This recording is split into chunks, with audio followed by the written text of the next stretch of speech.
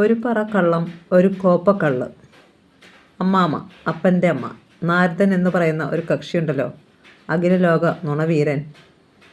അയാളുടെയൊക്കെ അമ്മയായോ അമ്മാമയായോ കഴിഞ്ഞ ജന്മത്തിലെങ്ങാനും കൂടിയിട്ടാണോ ഈ ജന്മത്തിൽ എൻ്റെ അപ്പൻ്റെ അമ്മയായും അതുവഴി എൻ്റെ അമ്മാമയായും അവതാരം ചെയ്തതെന്ന് ന്യായമായും സംശയിക്കാം. നുണ പറയുന്നതിന് വല്ല ഡോക്ടറേറ്റോ മറ്റോ കൊടുക്കാൻ ആരെങ്കിലും തയ്യാറാവുകയാണെങ്കിൽ ഈ സർവീസ് സംഘടനക്കാരൊക്കെ പറയുന്നത് പോലെ മുൻകാല പ്രാബല്യത്തോടെ അത് ആദ്യം കിട്ടുക അമ്മാമയ്ക്കാവും എന്ന കാര്യത്തിൽ എനിക്ക് ഉറപ്പാണ്. കല്ലുവച്ച് നിറം കാച്ചിയ നുണകൾ ധാരമുറിയാതെ ഒഴുക്കിവിടുന്ന കാര്യത്തിൽ അമ്മാമ ബഹുകേമത്തിയാണ്. ഇവരുടെ പ്രധാന ഹോബി അപ്പൻ്റെ 8 മക്കളിൽ ആൺമക്കൾക്ക് മാത്രം നല്ല നല്ല സാധനങ്ങൾ കൊടുക്കുക, അവർ നന്നായി നോക്കുക എന്നതൊക്കെയാണ്. 4 പെൺമക്കളുണ്ടല്ലോ, അവറ്റയെ എങ്ങാനും കൺവട്ടത്ത് കണ്ടാൽ അപ്പം തല്ലും. ഈ പെൺകുട്ടികളെ കാണുക എന്ന് വെച്ചാൽ അമ്മാമയ്ക്ക് അത്രയ്ക്കും ദേഷ്യമാണ്. ഇവരെ തീറ്റിപ്പൊറ്റിയാലും ഇവറ്റയെ കൊണ്ടൊന്നും 4 കാശിൻ്റെ ഉപകാരം കിട്ടില്ലെന്നാണ് അമ്മാമ്മയുടെ ഒരു വിചാരം. കെട്ടിച്ചു വിട്ടാൽ ഏതവൻ്റെയെങ്കിലും തോളയിൽ ഞാന്ന് സ്ഥലം വിടും. പിന്നെന്താ, ഇവറ്റകളെയൊക്കെ കാല് വളരണോ കൈ വളരണോ എന്നങ്ങൾ നോക്കിയിട്ട് ഒരു കാര്യം. ഇതാണ് ഇക്കാര്യത്തിൽ അമ്മാമ്മയുടെ തിയറി. നല്ലൊരു മീൻ വീട്ടിൽ കൊണ്ടുവന്നാൽ ആ മീനിൻ്റെ പരിഞ്ഞീൻ എന്ന് പറയുന്ന സാധനമൊക്കെ ഞങ്ങൾ ആൺമക്കൾക്കാണ്. വല്ല തലയോ വാലോ കുടലോ ഒക്കെ കൊണ്ട് പെണ്ണുങ്ങൾ തൃപ്തിപ്പെട്ടോണം. മീനിൻ്റെ രുചിയോർത്ത് ഒരു കഷ്ണം മോഷ്ടിച്ച് തിന്നുകളയാമെന്ന് കരുതി ഈ കാമത്തികളിൽ ആരെങ്കിലും അടുക്കളയിൽ കയറി അമ്മാമ്മയുടെ കണ്ണിലെങ്ങാൻ പെട്ടാൽ തീർന്നു. അവർക്ക് പിന്നെ പൊറുക്കേണ്ട, തെറിയുടെ പൂരമായിരിക്കും. ഇങ്ങനെയൊക്കെ ആണെങ്കിലും ഈ പെൺകുട്ടികളടക്കം എല്ലാവർക്കും അമ്മാമ്മയെ വലിയ ഇഷ്ടമാണ്. അപ്പനാണെങ്കിൽ അമ്മാമ്മയെ പേടിയും ഒപ്പം ബഹുമാനവുമാണ്. അതുകൊണ്ട് എൻ്റെ അമ്മയ്ക്കൊരു കുഴപ്പം പറ്റി.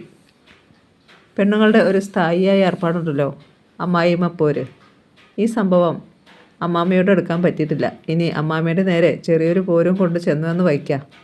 അതൊക്കെ ടേ എന്നങ്ങോട്ട് പൊട്ടിച്ച് തെറിപ്പിച്ച് കളയും. രാവിലെ എഴുന്നേറ്റ് കുളിയൊക്കെ കഴിഞ്ഞ് നേരെ പള്ളിയിലേക്ക് പോകും. ഇത് അമ്മാമ്മയുടെ ദിനചര്യയിൽ പ്രധാന ഇനമാണ്.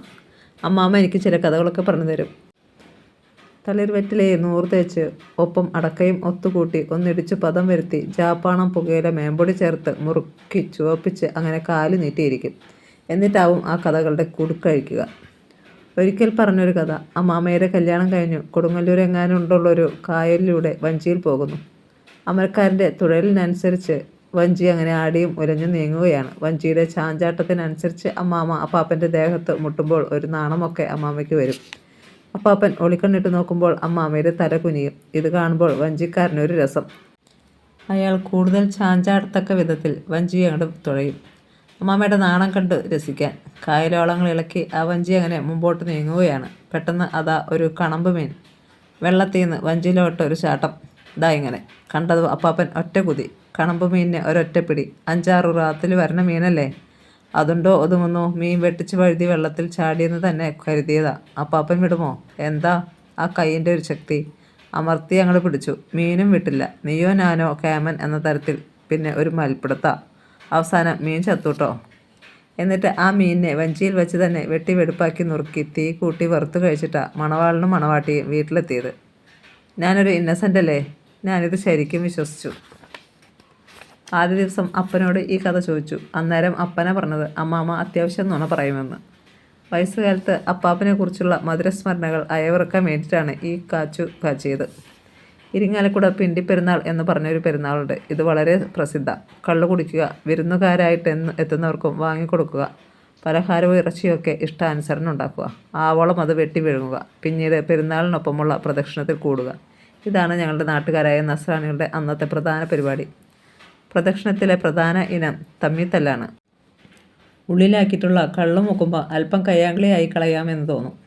ഒരറ്റത്തു നിന്നും തുടങ്ങുന്ന അടി മാലപ്പടക്കത്തിന് തീ പിടിച്ച പോലെ പടർന്ന് അങ്ങോട്ട് പിടിക്കും. കൂട്ടത്തിലുള്ള പെണ്ണുങ്ങൾ ഈശോയെയും കർത്താവിനെയും ഒക്കെ വിളി തുടങ്ങും. കള്ളിൻ്റെ കേളി വിലാസത്തിൽ ആരെ അതൊക്കെ കേൾക്കാൻ. അവസാനം ഗത്യന്തരമില്ലാതെ പെണ്ണുങ്ങൾ പ്രദക്ഷിണത്തിൽ നിന്ന് പിൻവാങ്ങും. അവസാനം ഒരു വെടിക്കെട്ട് കൂടി കഴിഞ്ഞാൽ പിണ്ടി പെരുന്നാൾ കഴിഞ്ഞു. പിണ്ടി പെരുന്നാളിന് തലേ ദിവസം സെബസ്ത്യാനോസ് പുണ്യാളുടെ അമ്പ് എന്ന പറഞ്ഞൊരു സംഭവമുണ്ട്. അതിൻ്റെ പിറ്റേ ദിവസമാണ് ഗിവർഗീസ് പുണ്യാളിൻ്റെ പെരുന്നാൾ. ഇതുപോലെ ഒരു പെരുന്നാളിനോട് അടുത്ത ദിവസം ഉച്ചയ്ക്ക് കുശാലായ ഉണക്ക് കഴിഞ്ഞ് ഞങ്ങൾ ഉമ്മറത്തൊത്തുകൂടി. അമ്മാമ്മയാണ് അധ്യക്ഷ. കുര്യാക്കോസും സ്റ്റാൻസ്ലാവോസും പൗളിയും ഒക്കെ സദസ്യരുണ്ട്. പൗളി ഇടിച്ചു കൊടുത്ത മുറുക്കാൻ ജാപ്പാണം പുകയിലയുടെ മുയമ്പൊടി വായിലാക്കി ചവച്ച് ഒരു രസത്തിലൊക്കെ ആയി കഴിഞ്ഞു അമ്മാമ്മ. ഞങ്ങളിങ്ങനെ വട്ടം വിട്ടിരിക്കുകയാണ്. ഇതിനിടെ എൻ്റെ നേരെ നോക്കിയിട്ട് അമ്മാമ്മ ഒരു ചോദ്യം, നിനക്കറിയോ ഇതെന്തപ്പാ എന്തറിയോന്നാ അമ്മാമ്മയുടെ ചോദ്യം. എന്തായാലും അറയ്ക്കാതെ ഞാൻ മറുപടി കൊടുത്തു. ഇല്ല അമ്മാമ്മേ, എനിക്കറിയില്ലല്ലോ. എന്നാ പറയാം. അമ്മാമ്മ കാലൊക്കെ ഒന്നുകൂടെ ഒന്ന് നീട്ടി മുറുക്കാൻ നീട്ടി ഒരു തുപ്പ് തുപ്പി പറച്ചിലിനുള്ള തയ്യാറിലായി. ഞങ്ങൾ അമ്മാമ്മ പറയുന്നത് കേൾക്കാനുള്ള ആവേശത്തിൽ അങ്ങനെയായിരുന്നു. അമ്മാമ്മ തുടങ്ങി. ഒരു യക്ഷി ഒരു വട്ടി വസൂരി വിത്തുമായിട്ട് ഇരിങ്ങാലക്കുട ആൽത്തറയിലെത്തി. യക്ഷി പതിയെ ആൽത്തറയ്ക്കിപ്പുറം കടന്നു. കയ്യിലുള്ള വട്ടിയിൽ നിന്ന് വസൂരി വിത്തുകൾ വാരി എന്നിട്ട് ഇരുവശത്തേക്കും ഈ വിത്തുകൾ വിതറാൻ തുടങ്ങി. അങ്ങനെ വസൂരി വിത്തുകൾ വാരി വാരി വിതറിക്കൊണ്ട് മുന്നോട്ട് നീങ്ങി. അതൊക്കെ ക്രിസ്ത്യൻ ഏരിയയാണ്. അവിടെയൊക്കെ വസൂരി പിടിപെട്ട് ചത്തുറങ്ങട്ടെ എന്നാണ് ദുഷ്ടത്തിയുടെ യക്ഷിയുടെ വിചാരം. ഈ വിവരം വറീത് പുണ്യാളൻ അറിഞ്ഞു. അതായത് നമ്മുടെ ഗീവർഗീസ് പുണ്യാളൻ. പുണ്യാളൻ അങ്ങോട്ട് കലിയിളകി. കോപം കൊണ്ട് ആ കണ്ണുകൾ ചുമന്ന് തീക്കട്ടകൾ പോലെയായി. ചാട്ടവാർ കയ്യിലെടുത്തു. അപ്പോഴേക്കും പുണ്യാളൻ്റെ വെള്ളക്കുതിര മുറ്റത്തെത്തി. കാലിൽ പുണ്യാളനൊരു കുതിരയാണ്. ദാ മൂപ്പര് വെള്ളക്കുതിരയുടെ പുറത്ത്. വെള്ളക്കുതിര പിന്നെ ഒരു പാച്ചില. വളരെ ദൂരത്ത് വെച്ചേ വസൂരി വിത്തും വിതറി മുന്നോട്ട് വരുന്ന യക്ഷിയെ വറീത് പുണ്യാളൻ കണ്ടു. അവൾ വസൂരി വിത്ത് വിതച്ച് ഇന്നാട്ടിലെ ക്രിസ്ത്യാനികളെ കൊന്നൊടുക്കാൻ ഇറങ്ങിയിരിക്കുന്നു. ഇവളുടെ അഹങ്കാരം ശമിപ്പിക്കണം. നൊടിയിടയിൽ പുണ്യാളൻ യക്ഷിക്കരികിലെത്തി. കയ്യിലിരുന്ന ചാട്ടവാർ ആഞ്ഞാഞ്ഞു വീശി. വലിയ ശക്തിക്കാരിയായ യക്ഷി എതിർത്ത് നിൽക്കാൻ നോക്കി. എവിടെ രക്ഷ? വറീത് പുണ്യാളൻ്റെ അടുത്ത് യക്ഷിയുടെ വേല വലതു നടക്കുമോ? നല്ല കളിയായി. പുണ്യാളനാര്, യക്ഷിയാര്? അടിയേറ്റ് നിൽക്കക്കളിയില്ലാതെ ഓടടാ ഓട്ടം. ചാട്ടവാറും ചുഴറ്റി പിന്നാലെ വറീത് പുണ്യാളനും. പുണ്യാളൻ്റെ കുതിരയുടെ കുളമ്പടി കേട്ട് ഇരിങ്ങാലക്കുട അങ്ങാടിയിലുണ്ടായിരുന്നവരെല്ലാം ഞെട്ടിയുണർന്നു. ആ ചാട്ടവാറിൻ്റെ വീശൽ അന്തരീക്ഷത്തിൽ മൂളിക്കൊണ്ടിരുന്നു. ഏതാണ്ട് അർദ്ധരാത്രി 12 മണിയോടെയാണ് പ്രജകളുടെ സംരക്ഷണത്തിനായി പുണ്യാളൻ ഇറങ്ങുന്നത്. ഇടയ്ക്കിടെ വറീത് പുണ്യാളൻ ഇങ്ങനെ ഇറങ്ങുന്നത് അമ്മാമ്മ കണ്ടിട്ടുണ്ടത്രേ. ഇത് കേട്ടപ്പം ഞാൻ ചോദിച്ചു, അമ്മാമ്മ കണ്ടിട്ടുണ്ടോ? എല്ലാവരുടെയും ചോദ്യം അതായി. പൗളിയുടെ ഊഴമെത്തിയപ്പോൾ അവളുടെ നേരെ കൈയും ഓങ്ങി അമ്മാമ്മ ഒരു പ്രകടനം. എന്തുട്ടാണടി നിനക്കിപ്പോൾ അറിയണ്ടേ? പെൺകുട്ടികളുടെ നിലയ്ക്ക് അങ്ങോട്ട് നിന്നാൽ മതി. പിന്നെയും എല്ലാവരും സംഘമായി ചോദ്യം ആവർത്തിച്ചു. അമ്മാമ്മ പരിങ്ങാൻ തുടങ്ങി. പിന്നെ പറഞ്ഞു, ഇല്ല ഞാൻ കേട്ടിട്ടുണ്ട്. പെട്ടെന്ന് ഞാൻ പറഞ്ഞു, അത് പോത്തും വണ്ടിയാവും. അല്ല, ഈ പോത്തും വണ്ടി പോകുമ്പോഴും ടക്ക് ടക്ക് എന്ന ശബ്ദം ഉണ്ടല്ലോ. ഇല്ല, ഈ ചെക്കൻ എൻ്റെ കയ്യിൽ നിന്നും തല്ലുകൊള്ളും. അമ്മാമ്മയുടെ വിരട്ട് പിന്നീട് എൻ്റെ നേരെയായി. ഞങ്ങളോട് വിടുന്നു. വീണ്ടും ചോദ്യം ആവർത്തിച്ചു. സത്യം പറ, അമ്മാമ്മ കേട്ടിട്ടുണ്ടോ? ഇല്ല, ഞാൻ കേട്ടിട്ടില്ല. എൻ്റെ അമ്മാമ്മ കേട്ടിട്ടുണ്ടെന്ന് എന്നോട് പറഞ്ഞിട്ടുണ്ട്. അപ്പോൾ ഈ തള്ളയും തള്ളയുടെ തള്ളയും അതിൻ്റെ തള്ളയും നന്നായി നുണ പറയുമെന്ന് ബോധ്യമായല്ലോ. ഇത്രയും നുണ പറയുന്ന പാരമ്പര്യമുള്ള ഒരു ഗ്രൂപ്പിൽ നിന്നും വന്നൊരാൾ എന്ന നിലയ്ക്ക് ഞാനും അത്യാവശ്യം ചില ചില്ലറ നുണകളൊക്കെ പറഞ്ഞിരുന്നു എന്ന് കരുതി ആരും അതിൽ വിഷമിക്കേണ്ട യാതൊരു കാര്യവുമില്ല. ഗീവർഗീസ് പുണ്യാളിനോടുള്ള താല്പര്യക്കൂടുതൽ കൊണ്ടാവും എൻ്റെ അപ്പനെ അമ്മമ്മ വർഗീസ് എന്ന് പേരിട്ടത്. അല്ലാതെ അപ്പൻ്റെ രൂപം കണ്ടാൽ കുതിരപ്പുറത്തൊന്നല്ല, പോത്തിൻ പുറത്ത് പോലും പോകേണ്ട ആളല്ല. നടന്നു തന്നെ പോകാനേ യോഗ്യതയുള്ളൂ. ഈ കുതിരപ്പുറത്തിരിക്കാന്ന് വെച്ചാൽ അതിനിത്തിരി ആകാര ഭംഗിയും ഗമയുമൊക്കെ വേണ്ടേ? ആ കോപ്പുണ്ടോ എൻ്റെ അപ്പനിരിക്കുന്നു. അപ്പൻ്റെ അപ്പൻ മരിച്ചത് അപ്പന് 8 വയസ്സുള്ളപ്പോഴായിരുന്നു. അതുകൊണ്ട് അപ്പനെ ഞങ്ങൾക്കാർക്കും കാണാനേ കഴിഞ്ഞിട്ടില്ല.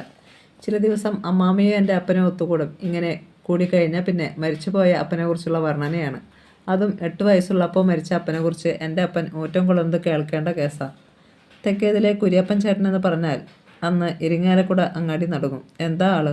ഒരു 6 അടി പൊക്കം, അതിനൊത്തിട്ടുള്ള വണ്ണോ. ആ നീണ്ടു വളഞ്ഞ നാസിക കാണുക എന്ന് വെച്ചാൽ തന്നെ എന്തൊരു രസമാണ്. ഇത്രയുമൊക്കെ അപ്പം വർണ്ണിച്ച് കഴിയുമ്പോഴേക്കും ഏതാണ്ട് രോമാഞ്ചജനകമായൊരു മൂഡിലാവും അമ്മാമ്മ. ചുക്കിച്ചുളിഞ്ഞതെങ്കിലും ആ സമയങ്ങളിൽ അമ്മാമ്മയുടെ മുഖത്തൊരു രക്തപ്രസാദമൊക്കെയാവും.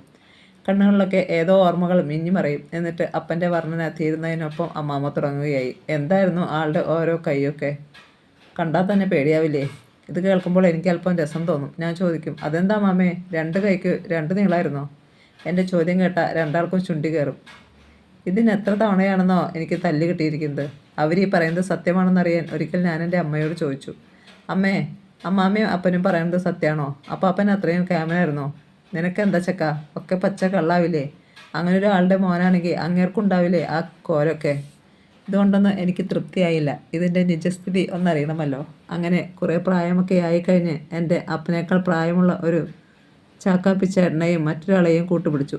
രണ്ടാൾക്കും നന്നായി കള്ളു വാങ്ങിക്കൊടുത്തു. ഒരു പരുവത്തിലൊക്കെ ആയി എന്ന് തോന്നിയപ്പോൾ ഞാൻ വിഷയം എടുത്തിട്ടു. എൻ്റെ സംശയം കേട്ടപാടെ ഈ ചാക്കാപ്പിച്ചേട്ടൻ പൊട്ടിയൊരു ചിരിയാണ്. എന്നിട്ട് എൻ്റെ നേർക്ക് ഒരു പ്രത്യേക തരത്തിൽ കൈക്കാട്ടി ചോദിച്ചു, നിനക്ക് വല്ല പണിയുണ്ടോ ചെറുക്ക? ആ മനുഷ്യൻ ആകെ ഒരു ചുണ്ടലി അത്രയേ ഉള്ളൂ. ഇതൂടെ കേട്ടപ്പോൾ എനിക്ക് ബോധ്യമായി ഈ തള്ളയുടെ മോൻ്റെ വക ഒരു നുണക്കച്ചവടമായിരുന്നു ഈ പത്രാസെ പറിച്ചിലെന്ന്. അപ്പാപ്പനെ ഞങ്ങളാരും കണ്ടിട്ടില്ലല്ലോ. ദോഷം പറയരുതല്ലോ. എന്നെ കള്ളു കുടിക്കാൻ പഠിപ്പിച്ചത് അമ്മാമ്മയാണ്. ഇവരുടെ ഒരാങ്ങള പുത്തൻചെറിയിലുണ്ടായിരുന്നു. അമ്മാമ്മ ഇടയ്ക്കിടയ്ക്ക് അങ്ങോട്ട് പോകും. മിക്കപ്പോഴും കൂട്ടത്തിൽ ഞാനും കൂടും. അവിടെ ചെന്നാൽ നല്ല തെങ്ങിൻ കള്ള് കിട്ടും. അത് തെങ്ങിൽ നിന്നും ചെത്തി ഇറക്കുമ്പോൾ തന്നെ. കള്ള് ചെത്തി വരുന്ന ആളുടെ കയ്യിൽ നിന്നും അമ്മാമ്മ ഒരു കോപ്പ നിറയെ കള്ള് വാങ്ങിയിട്ട് എന്നോട് പറയും, ഇന്ന മോനെ കുടിച്ചോ, നല്ല തെങ്ങും കള്ള. അങ്ങനെ അമ്മാമ്മ പറഞ്ഞിട്ടുണ്ട് കള്ള് നല്ലതാണെന്ന്. മാത്രമല്ല അന്ന് പുത്തൻചിറയിൽ നിന്നും കുടിച്ച കള്ളിൻ്റെ രുചി ഇന്നും നാക്കത്തുണ്ട്. പിന്നെ ഞാൻ വല്ലപ്പോഴും ഇത്തിരി കള്ളൊക്കെ കുടിച്ചു എന്ന് വെച്ചാൽ അതൊരു തെറ്റാവില്ലല്ലോ. ഈ അമ്മാമ്മയുണ്ടല്ലോ, അവർ പക്ക കോൺഗ്രസ് ആയിരുന്നു. എന്നാൽ എൻ്റെ അപ്പൻ ഈ അമ്മാമ്മയെയും കമ്മ്യൂണിസ്റ്റാക്കി. അതിനു മുമ്പ് അപ്പൻ കമ്മ്യൂണിസ്റ്റായ കഥ അറിയട്ടെ. ലെനിൻ, കാറൽ മാർക്സ്, ഏംഗൽസ് ഒക്കെ കമ്മ്യൂണിസ്റ്റ് ആയതുപോലെ അപ്പനും കമ്മ്യൂണിസ്റ്റായി. അതേന്ന് എൻ്റെ അപ്പൻ കമ്മ്യൂണിസ്റ്റായി. അപ്പൻ്റെ പീടിക അന്ന് ഇരിങ്ങാലക്കടയ്ക്കടുത്തുള്ള മാപ്രാണത്ത. പലചരക്ക്, ബീഡി, ചുരുട്ട് ഒക്കെ ഇവിടെ വിൽക്കും. ഈ പീടികയുടെ മുകളിലെ മുറി ആയിടയ്ക്ക് അപ്പം കമ്മ്യൂണിസ്റ്റ് നേതാവ് ചാത്തൻ മാസ്റ്റർക്ക് വാടകയ്ക്ക് കൊടുത്തു. നാട്ടിൽ ഇത് വലിയ സംഭവമായി. തെക്കേതിലെ വറീദിൻ്റെ പീടികയിലെ മുകളിലെ മുറി കമ്മ്യൂണിസ്റ്റുകാരൻ ചാത്തൻ മാസ്റ്റർക്ക് വാടകയ്ക്ക് കൊടുത്തു. അപ്പനെ കൂട്ടുള്ള ക്രിസ്ത്യാനികളും മറ്റു നാട്ടുകാരും പിന്നീട് അപ്പനെ ഒരു പ്രത്യേക രീതിയിലായി നോട്ടം. ഏതോ മഹാപാതകം ചെയ്ത ആളെ കൂട്ടോ, കള്ളനെ കാണുന്ന കൂട്ടോ ഒക്കെയായി ആളുകളുടെ നോട്ടം. സംഭവം സിസ്റ്റർ ക്ലൗദിയയുടെ കാതിലുമെത്തി. ഞങ്ങളുടെ അമ്മായി, അപ്പൻ്റെ ഇളയപ്പൻ്റെ ഒരേ ഒരു പൊന്നു പെങ്ങൾ. പോരാത്തതിന് അമ്മായി അന്ന് തൊട്ടടുത്ത ചാലക്കുടി മഠത്തിലും. അമ്മായിക്ക് ആകെ ഒരു അങ്കലാപ്പ്. ഈശോയെ, ആങ്ങളെ ചെകുത്താന്മാരുടെ പിടിയിലാണല്ലോ ചെന്ന് വിട്ടേക്കണേ, എന്താപ്പം ചെയ്യുക? അമ്മായി ഉപദേശക്കെട്ടായി ഇടയ്ക്കിടെ വരും. അമ്മയ്ക്കും കൊടുക്കും ഉപദേശം. മാപ്രാണത്തും ഒരു മഠമുണ്ട്. ആ മഠത്തിലെ 1ഉം 2ഉം കന്യാസ്ത്രീകളെ പീടികയിൽ വരും. വന്നപാടെ അപ്പനോട് ഈശോ മിശിഹായ്ക്ക് സ്തുതി പറയും. പിന്നെ പറയും, ഞങ്ങൾ ചേട്ടന് വേണ്ടി പ്രാർത്ഥിക്കാട്ടോ. അപ്പനോരോ ഒടുക്കു ചോദ്യങ്ങളാണ് അവരോട് ചോദിക്കുക. അങ്ങനെ കന്യാസ്ത്രീകൾ മുഴുവനും അപ്പൻ്റെ ശത്രുക്കളായി. ഇതിനിടയിൽ ചില അച്ഛന്മാരെ കൊണ്ട് അപ്പനെ വിരട്ടാനുള്ള പ്ലാനൊക്കെ ഇട്ടു തുടങ്ങി. അന്ന് ഞാനും എൻ്റെ ചേച്ചിമാരും ഇരിങ്ങാലക്കുട മഠത്തിനോട് ചേർന്ന ലിറ്റിൽ ഫ്ലവർ കോൺവെൻറ്റിൽ പഠിക്കുകയാണ്. അമ്മായി ഒരു പണിയങ്ങോട്ട് പറ്റിച്ചു. ചാലക്കുടി മഠത്തിൽ നിന്ന് ചേച്ചിമാരുടെ പേരിൽ കോൺവെൻറ്റിലേക്കൊരു എഴുത്തങ്ങോട്ട് വിട്ടു. അതും കാർഡിലാവുമ്പോൾ മറ്റുള്ളവർ വായിക്കൂലോ എന്ന് അമ്മായിയുടെ കണക്കുകൂട്ടൽ. കോൺവെൻറ്റിൽ പെൺകുട്ടികൾക്ക് കത്ത് വന്ന കന്യാസ്ത്രീകൾ വായിച്ചിട്ടേ കൊടുക്കൂ. ഈ എഴുത്ത് ലിറ്റിൽ ഫ്ലവറിലുള്ള പല കന്യാസ്ത്രീകളും വായിച്ചു. കത്തിലെഴുതിയിരുന്നത് എന്താണെന്നോ? പ്രിയം നിറഞ്ഞ സെലീനയും പൗളിയും അറിയുന്നതിന് അമ്മായി എഴുതുന്നത്, എൻ്റെ ആങ്ങള, അതായത് നിങ്ങളുടെ അപ്പൻ ചെകുത്താന്മാരുടെ പിടിയിൽപ്പെട്ട് വലയാണ്. ഇങ്ങനെ കഴിഞ്ഞാൽ കർത്താവിൻ്റെ മുന്തിരിത്തോട്ടത്തിൽ നമുക്ക് വേല ചെയ്യാൻ പറ്റാണ്ടാവും. ഈ എഴുത്ത് ഒരു സിസ്റ്റർ ക്ലാസ്സിൽ പബ്ലിക്കായി വായിച്ചു. കുട്ടികൾ കൂടി സെലീനയുടെയും പൗളിയുടെയും അപ്പൻ കമ്മ്യൂണിസ്റ്റുകാരനാണ് എന്നറിഞ്ഞിട്ടെന്ന് കരുതിയിട്ടാണ് ഈ ചെയ്ത്. പെങ്ങന്മാർക്കൊക്കെ നാണക്കേട്. ഇവർ വൈകുന്നേരം വീട്ടിൽ വന്നിട്ട് കത്ത് കാട്ടി നിലവിളിയും ബഹളവും. അന്നൊക്കെ വീട്ടിൽ അപ്പന് വേണ്ടിയിട്ട് ഇത്തിരി കള്ളു വച്ചിട്ടുണ്ടാവും. മാപ്രാണത്തുനിന്ന് പീടിക പൂട്ടി വന്ന് കുളിയൊക്കെ കഴിഞ്ഞ് 2 വിട്ടിട്ടാ മൂപ്പര് ഉണ്ണാനിരിക്കുക.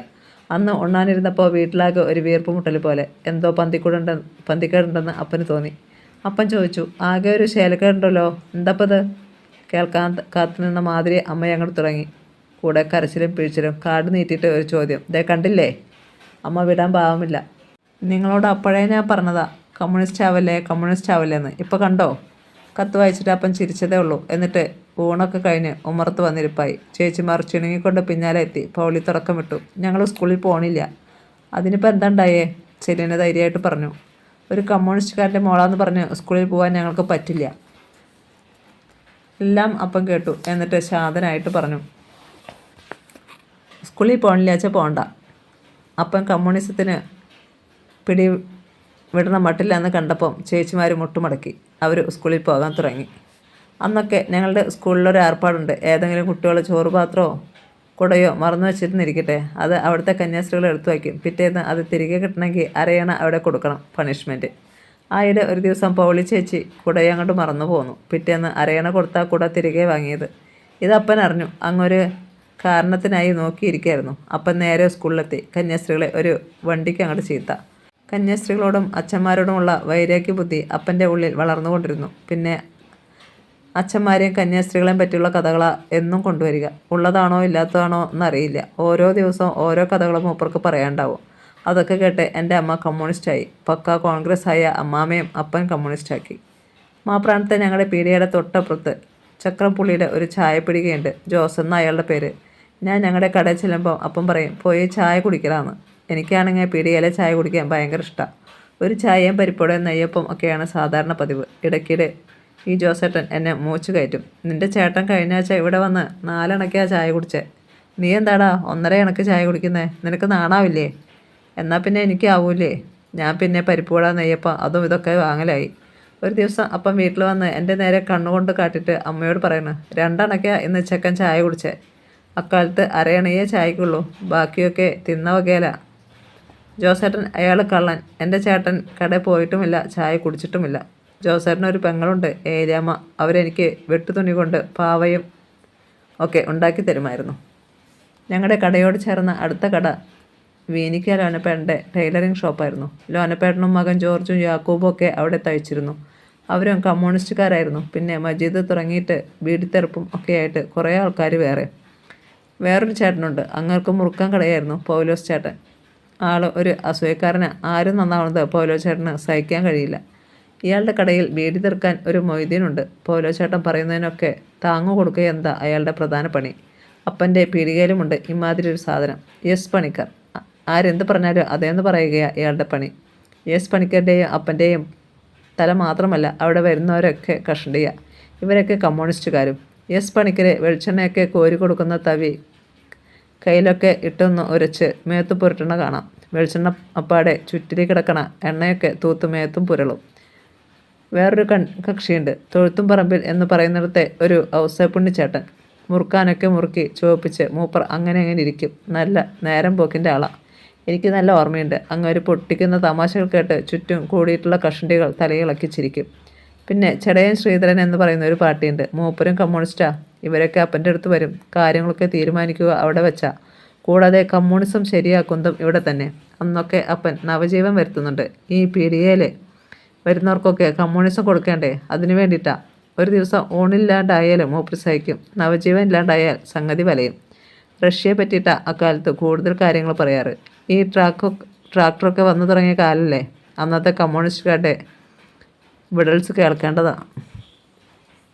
അത് പിന്നെ പറയാം.